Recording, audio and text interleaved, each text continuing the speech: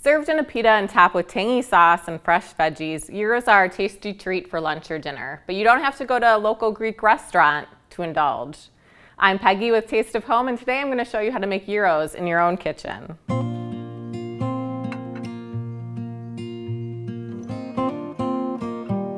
Gyro meat's typically a combination of ground beef and ground lamb that's formed on a skewer and cooked in a vertical rotisserie, but we don't need any of that fancy equipment to make it at home. We're just going to bake the meat, slice it, and then sear it in a skillet until it's lightly golden brown. To make things super easy, we're going to make everything in the food processor. First, we're going to start with the onion.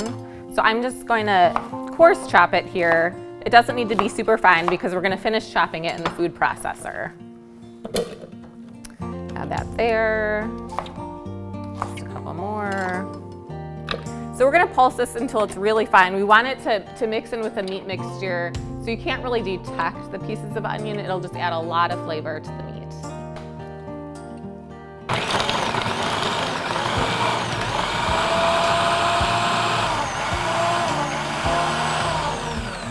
All right, so now there's a lot of excess liquid in with the onion. So we're gonna squeeze that out in a kitchen towel. Just like this. We just don't want that extra liquid adding too much moisture to the loaf that we're gonna make. It'll help it stay together and cut evenly. We're just gonna wring this out over a bowl.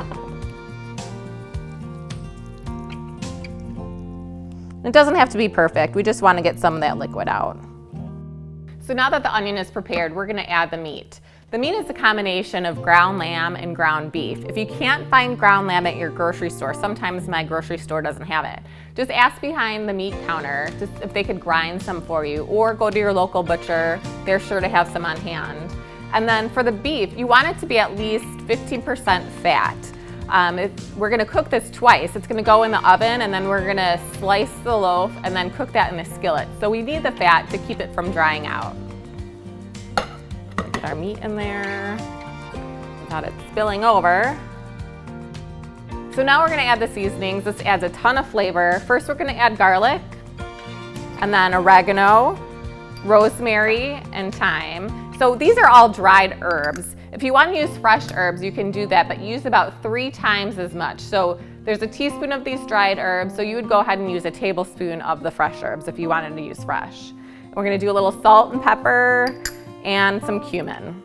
We're going to just pulse this in the food processor to mix it up. We're going to mix it up. It's all going to be blended, and then we're going to mix it for about a minute, and that's going to get it really fine. It's going to be past what you're used to for ground beef and meatloaf. It's going to be really fine and a little bit sticky, but that's what we're looking for.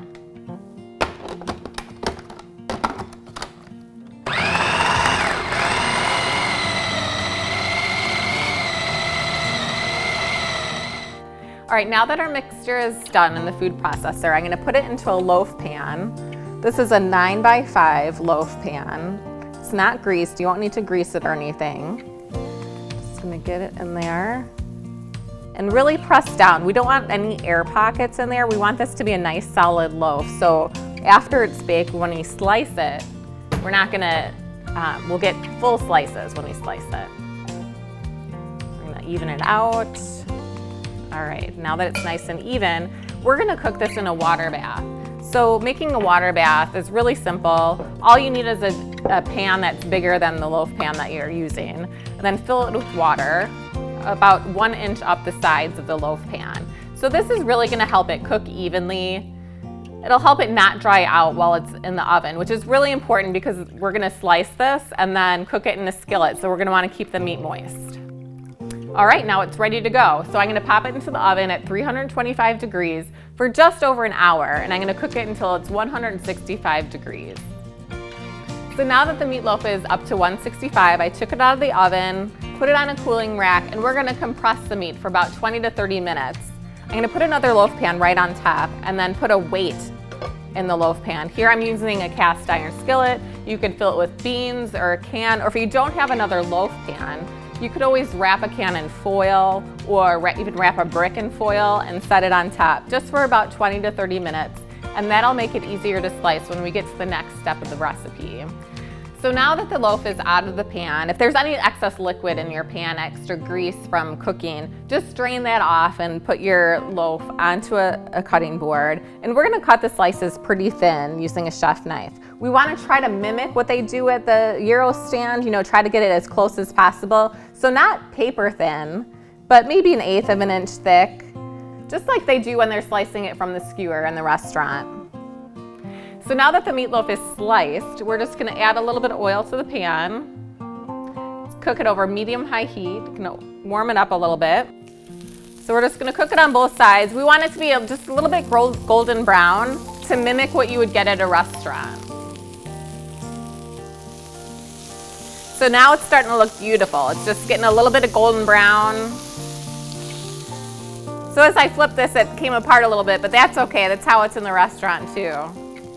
So now these gyros are all ready to go. I served them on top of a toasted pita, a little bit of tzatziki sauce, some tomato, onion, and lettuce, or you could serve them on top of a big Greek salad and you'd be all set. Enjoy!